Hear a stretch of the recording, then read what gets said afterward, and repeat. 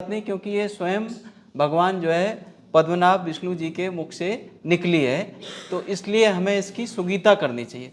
तो सुगीता का मतलब क्या खाली जो है बाँचना है, या सुगीता का मतलब दिन में जो है 4 बार हमने रट्टा लगा के श्लोक पढ़ लिए उससे जीवन में उतरने वाला है कुछ? तो इससे कुछ नहीं होने वाला है। गीता को अपने आचार में, व्यवहार में और अपने कर्तव्यों में उसको परिलक्षित करना है, उतारना है। जीवन में उतारने का नाम गीता है, जिसको कहा कि गीता सुगीता कर्तव्य किम बन्ने सब शस्त्र विस्तारे।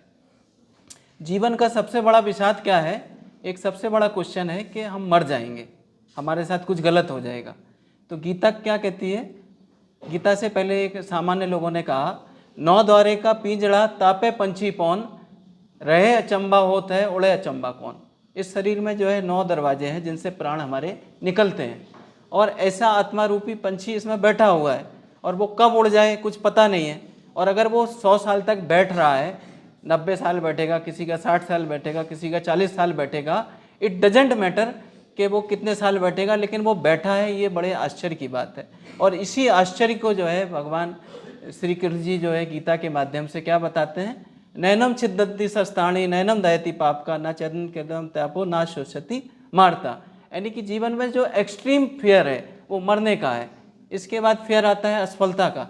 जीवन में हर बार लगता है कि कहीं हम बोलेंगे कोई हंसे ना, कोई जो है हम कोई काम करेंगे कोई नुकसान ना हो जाए, कोई असफलता ना मिल जाए। जीवन में सफलता का नाम जीवन नहीं है। तो क्या कहते हैं? योगसु, आप योग को उतारो जीवन में। फिर क्या कहते हैं? सिद्धि असिद्धि भुक्ता समत्व योग उच्यते। गीता में क्या कहा? समत्व योग उच्यते।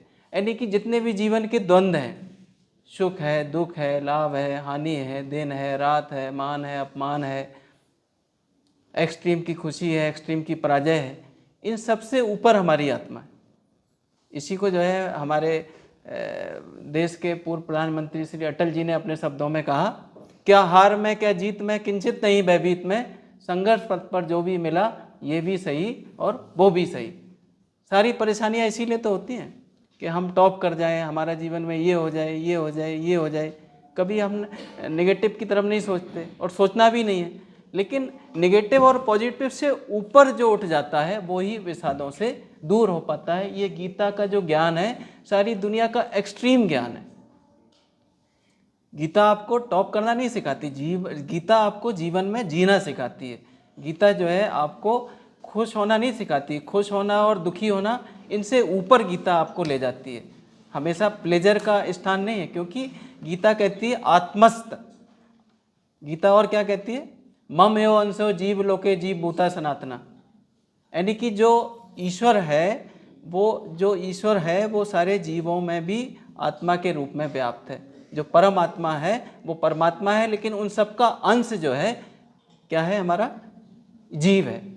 इसको कहते हैं ईश्वर अंश जीव अविनाशी। इसी को आयुर्वेद में महर्षि चरक ने कहा, निर्विकारा परस्तात्मा सत्भूत गुणेन्द्रिया चैतन्यम कारणम नेत्रो दिष्टा पश्यन्ति ही क्रिया। तो यही आत्मस्थ हो जाना, और आत्मा को जो है आत्मस्थ होने के लिए जब तक मन के जो 5 प्रकार की वृत्तियां हैं, जिनको कहते हैं चित्तस्य वृत्ति निरोधा योगा। 5 वृत्तियां कौन कौन सी हैं? संकल्प करना। मन हमेशा ठानता है कि मैं टॉप करूंगा, मैं पढ़ूंगा, मैं अच्छे काम करूंगा, लेकिन मन की एक और वृत्ति क्या है? विकल्प। तुरंत वो ऑप्शन तलाशता नहीं, पढ़ के क्या होगा, मैं थोड़ा जुगाड़ करके थोड़ा बाद में पढ़ लूँगा, अभी खेल लेता हूँ। फिर एक और वृत्ति है मन की विपर्य, जो हम सोच रहे हैं उसका उल्टा ही करना है। हम तो जहाँ पढ़ने की सोच रहे थे वहाँ बदमाशी करने की सोच रहे हैं। हर काम जो है जो सोच रहे हैं प्लानिंग से जस्ट रिवर्स में करना। तो विकल्प ऑप्शन नहीं, यहाँ विपर्य तक मन जो है सोच लेता है। और विपर्य के बाद क्या है? स्मृति और निद्रा, ये मन की वृत्तियाँ। और इनसे दूर करके जब आप जो है मन के जो विषय हैं उनसे आप निवृत्त होते हैं, state of no mind, that is meditation, उस अवस्था में आते हैं। और उसको गीता को जब तक आप जीवन में उतारेंगे नहीं, तो गीता सुगीता का मतलब रटना नहीं है। अपने हर चीज़ में अपने को आपने ये देखना है कि अपने का कोई अटैचमेंट नहीं रखना। आयुर्वेद क्या करता है? धर्म अर्थ काम मोक्ष आरोग्यम मूल उत्तम।